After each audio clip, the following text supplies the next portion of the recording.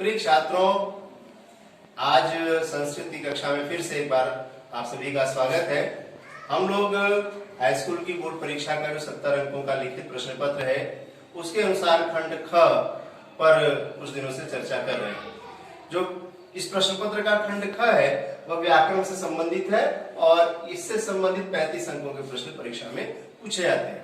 पहले जो व्याकरण के प्रकरण में हम लोगों ने अभी तक प्रत्याहार, उच्चारण स्थान की चर्चा पूरी कर ली है। अब हम लोग संधि प्रकरण पर हैं और संधि प्रकरण के तहत जैसा कि आप सभी को पता है कि स्वर संधि कक्षा 10 में नहीं है पाठ्यक्रम में, केवल 2 संधियां व्यंजन संधि और विसर्ग संधि अपने पाठ्यक्रम में है। व्यंजन संधि के अंतर्गत प्यारे बच्चों 2 सूत्र हैं। पहला सूत्र है मौन स्वारः। मौन स्वारः सूत्र पर हम लोग चर्चा कर चुके हैं, जो कि ये कहता है कि यदि किसी पद के अंत में, यदि किसी शब्द के अंत में म आता है, हलंत म, व्यंजन म आता है और उसके बाद यदि कोई व्यंजन है तो उस पदांत म की जगह पर, उस पद के अंत में जो म है उस म की जगह पर अनुस्वार हो जाएगा। इसकी चर्चा हम लोगों ने की। जैसे एक उदाहरण दिया गया हरिम वंदे। हरिम में म है अंत में और उसके बाद वंदे का व है व्यंजन, तो इस वजह से यहाँ हरिम का जो म है वह अनुस्वार में परिवर्तित हो जाता है। आज हम लोग उस व्यंजन संधि के अंतर्गत जो दूसरा सूत्र है अनुस्वारस्य यही पर सवर्ण, इस पर चर्चा करेंगे। प्यारे बच्चे, ये सूत्र ये कहता है कि यदि किसी शब्द के बीच में, यदि किसी पद के बीच में, पद के अंत में नहीं, जैसा कि मौन स्वारः सूत्र में हम लोगों ने क्या पढ़ा था, यदि पद के अंत में म, किंतु यहां पर क्या बात कही जा रही है, यदि पद के बीच में, पदांत न, पद के बीच में यदि म है या उसका उच्चारण आधे अनुस्वार की तरह हो रहा है तो उस अनुस्वार की जगह क्या होगा। प्यारे बच्चों, इससे संबंधित प्रश्न प्रतियोगी परीक्षाओं में भी बहुत पूछा जाता है। जैसे कुछ शब्द हैं जिनको लेकर के बहुत संदेह होता है कि इसको शुद्ध किस तरह से लिखा जाए, जैसे पंडित, चंचल, पंकज, गंगा, इस तरह के कुछ शब्द हैं जो प्रतियोगी परीक्षाओं में भी बहुत पूछे जाते हैं कि उनको कैसे लिखा जाए। जैसे मैं लिख करके उदाहरण देता हूं, पंकज ऐसे भी लिखा जा सकता है, कुछ लोग ऐसे भी लिखते हैं, कुछ लोग पंकज ऐसे भी लिखते हैं और कुछ लोग पंकज ऐसे भी लिखते हैं। तो यह संदेह रहता है कि आखिर शुद्ध क्या है। जैसे पंडित शब्द है, पंडित कुछ लोग इस प्रकार से लिखते हैं, कुछ लोग इस तरह से जानते हैं और कुछ लोग इस तरह से भी लिखते हैं। तो अब यह सूत्र हमें यह बताएगा कि इसको लिखने का, इस तरह के शब्दों को शुद्ध रूप से लिखने का क्या तरीका है। तो प्यारे बच्चों, जैसा कि हम देख रहे हैं कि यहां पर गंता, ये इसके बाद ये शब्द ये बना है, ये ग है, ग के ऊपर देखिए अनुस्वार लगा हुआ है और इसमें ता है, तो यहां पर पद के बीच में अनुस्वार है। तो यदि पद के बीच में अनुस्वार है और उसके बाद यह प्रत्याहार का कोई वर्ण हो, कौन सा प्रत्याहार, ये इस सूत्र में देखिए यहां आया है, ये कहता है कि यदि बाद में यह प्रत्याहार का वर्ण हो, तो अब समस्या आती है कि यह प्रत्याहार के अंतर्गत कौन कौन से वर्ण आते हैं। तो प्यारे बच्चों, माहेश्वर सूत्र में जब हम लोगों ने प्रत्याहार बनाना सीखा था तो उसकी मदद से यदि हम यह प्रत्याहार के अंतर्गत वर्ण निकालते हैं कौन कौन से हैं, तो श, ख, स और ह को छोड़कर शेष सभी प्रत्यय इसके अंतर्गत आ जाते हैं। जैसे देखें, अगर हम याद करें माहेश्वर सूत्र को, तो य से लेकर के य तक, तो अ, इ, ऊड़, रील, रीका, ए, ओंग, आई, औच, ह, य से शुरू हो रहा है, ह, य, व, र, ट, लण, यमंगणनम, झभय, घटदश, जबगटदश, ख, फ, छ, ठ, थ, च, ट, त, क, प, य, क, प, य तक है। इसके बाद जो चीजें रह गई वो छोड़ दी जाएगी। श, ख, स, र है नहीं, हल, यानी श, ख, स, ह को छोड़कर शेष सभी व्यंजन, इनको छोड़कर शेष सभी व्यंजन,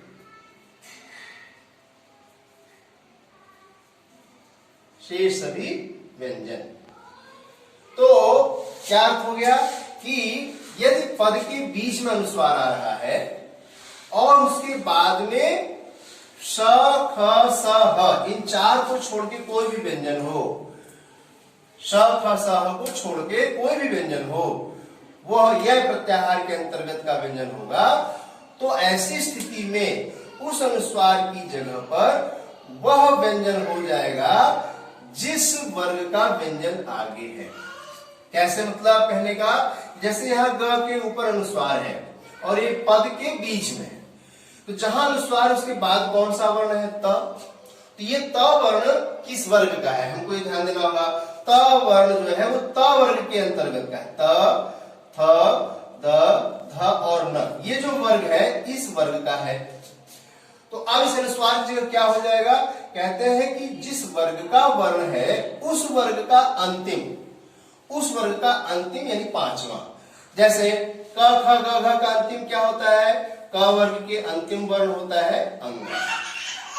च वर्ग का अंतिम वर्ण क्या है, य। इसी तरह से ट वर्ग का अंतिम वर्ण क्या है, अणा। इस तरह से जो पांच वर्ग है हमारे, उन पांचों वर्ग का अंतिम वाला होगा। कौन सा अंतिम वाला होगा, जिस वर्ग का व्यंजन यहां पर होगा अनुस्वार के बाद। जैसे हम दूसरा उदाहरण लेते हैं, ध्यान दीजिए प्यारे बच्चों, ये लिखा है संति, यहां पर स के ऊपर अनुस्वार है, तो इस अनुस्वार के बाद हमें देखना है क्या है, उस अनुस्वार के बाद यहाँ त है। ये दिखने में छोटी की मात्रा लग रही है, पर ये ई पहले नहीं है, पहले व्यंजनांत व्यंजन वाला त है, उसके बाद छोटी ई है। तो यहां पर अनुस्वार के बाद त है। अब ये त किस वर्ग का है, त, थ, द, ध, न, इस वर्ग के का वर्ण है ये त। तो इस वर्ग का अंतिम कौन सा है, न, यानी कि पांचवा और अंतिम वर्ग का। तो यहां हमने अनुस्वार की जगह क्या कर दिया, न लगा दिया, हो गया संति। फिर से मैं सूत्र की बात बताता हूं। सूत्र क्या कहता है, यदि पद के बीच में अनुस्वार आ रहा हो तो उस अनुस्वार के बाद जो वर्ण है, जो व्यंजन है, उस व्यंजन का, वह व्यंजन जिस वर्ग का होगा उस वर्ग का अंतिम व्यंजन अनुस्वार की जगह पर लिखा जाएगा। और जितने उदाहरण देखेंगे उतनी चीजें और स्पष्ट होगी।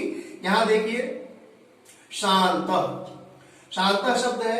अब यहां श के ऊपर अनुस्वार है और अनुस्वार के बाद कौन सा व्यंजन आ रहा है, यह प्रत्याहार का व्यंजन है। यह प्रत्याहार अर्थात ये श, ख, स, ह को छोड़ के कोई भी व्यंजन यदि आता है अनुस्वार के बाद, तो हमें ये ध्यान देना होगा कि वो व्यंजन किस वर्ग का है। तो जिस वर्ग का व्यंजन होगा उस वर्ग का अंतिम अनुस्वार की जगह पर हो जाएगा।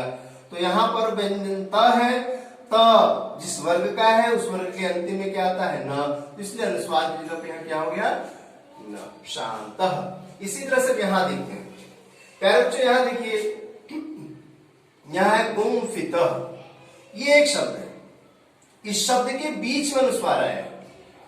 तो अब हमको यहां क्या देखना है, अनुस्वार से यही परसवर्ण सूत्र ये कहता है कि यदि पद के बीच में अनुस्वार है और उसके बाद यह प्रत्याहार का कोई वर्ण हो, यह प्रत्याहार का वर्ण अर्थात श, ख, स, ह को छोड़ के कोई भी व्यंजन यदि है, तो हमें ध्यान देना होगा कि वह व्यंजन किस वर्ग का है। तो वह व्यंजन जिस वर्ग का होगा उस वर्ग का अंतिम वर्ण, पांचवा वर्ण अनुस्वार की जगह पर हो जाएगा। तो यहां पर क्या ऊपर जो अनुस्वार है इसके बाद क्या है, फ, और फ किस वर्ग का है, फ वर्ग का है। प, फ, ब, भ और म, तो ये फ वर्ग का फ है और जिस वर्ग का फ है उस वर्ग का अंतिम कौन सा है, म। तो यहां पर अनुस्वार जब क्या हो जाएगा, म। इस प्रकार से शब्द ये सही शुद्ध शब्द क्या बन गया, गुम्फित।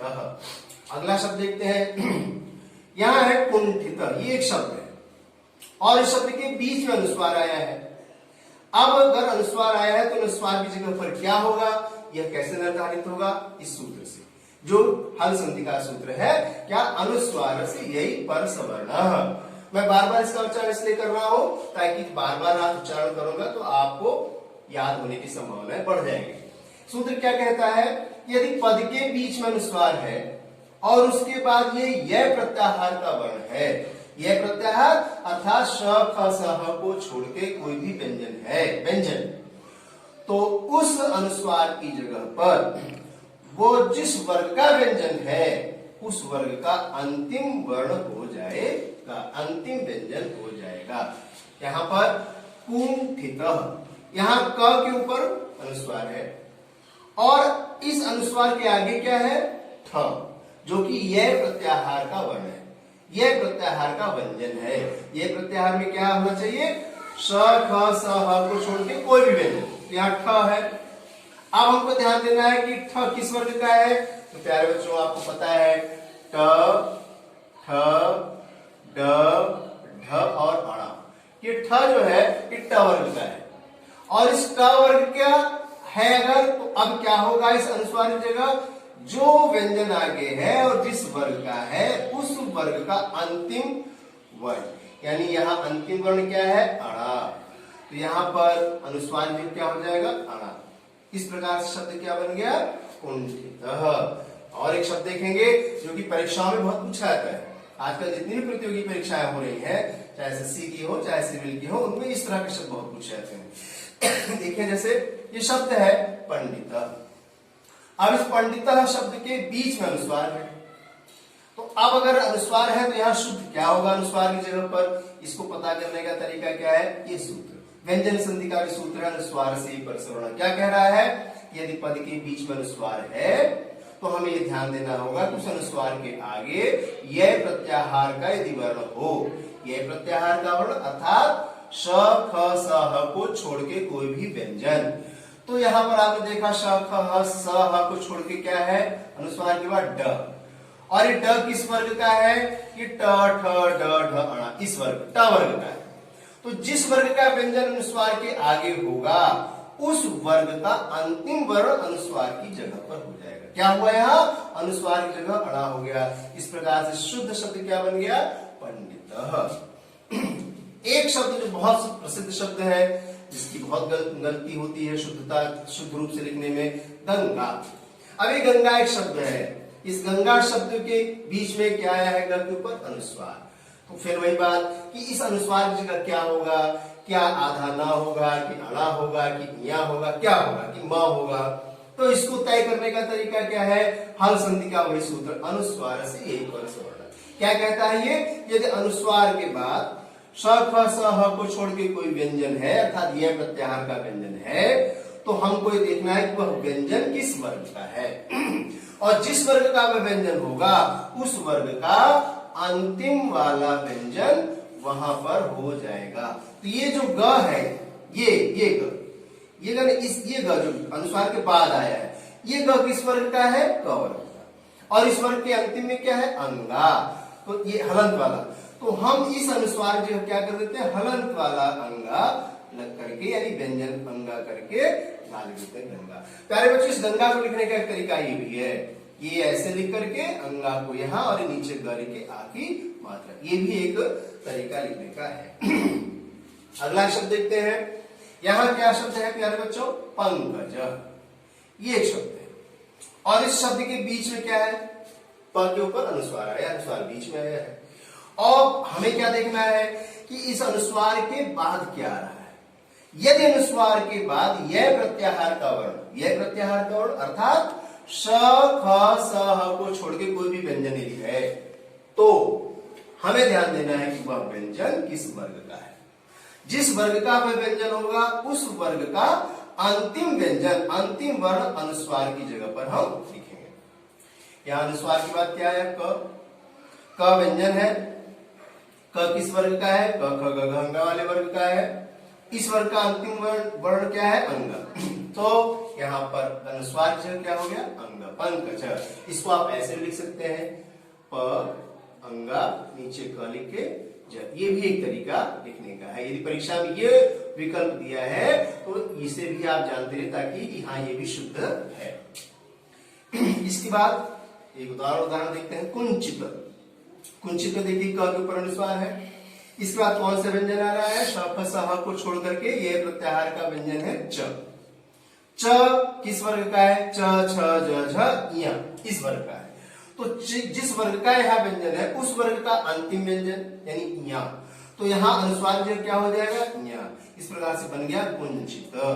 अब एक शब्द और देख लेते हैं, चंचल। ये एक शब्द है, इस शब्द के बीच में अनुस्वार आया है, तो अब इस अनुस्वार जो क्या होगा, व्यंजन संधि का सूत्र अनुस्वार से ही परसवर्ण क्या कहता है कि यदि पद के बीच में अनुस्वार हो और उसके बाद यह प्रत्याहार का कोई व्यंजन अर्थात श ख स ह को छोड़ के कोई व्यंजन यदि आगे है तो वह व्यंजन जिस वर्ग का होगा उस वर्ग का अंतिम वर्ण अनुस्वार की जगह लिखा जाएगा। तो यहाँ च के बाद च है, अनुस्वार के बाद च है, ये च वर्ग का है, च वर्ग यानी च छ ज झ यहाँ, और इस वर्ग का अंतिम क्या है यहाँ, तो यहाँ अनुस्वार जो क्या हो गया यहाँ, इस प्रकार से क्या बन गया ये चंचल।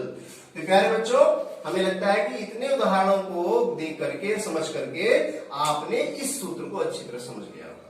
यह सूत्र किस संधि का है, व्यंजन संधि, जिसे हम हल संधि भी कहते हैं। तो हल संधि के अंतर्गत दो सूत्र हैं, मोनुस्वारस्य, मोनुस्वारस्य पद के अंत में म से संबंधित है और अनुस्वारस्य यही परसवर्ण पद के बीच में अनुस्वार से संबंधित है।